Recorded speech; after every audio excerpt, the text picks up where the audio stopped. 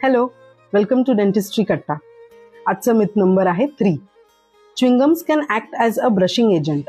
आहे का हे बरोबर? नाही. इन्स्टेड ऑफ ब्रशिंग आपण च्युइंगमला रिप्लेस करतोय, चालेल का? नाही.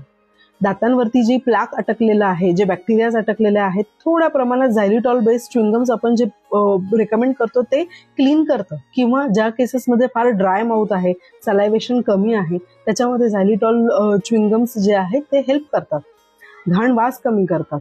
पण याचा अर्थ कम्प्लिटली प्लाक साफ करतं का? नाही. च्युइंगम्स हे कंटिन्युअसली यूज केल्याने दात साफ स्वच्छ होत नाही.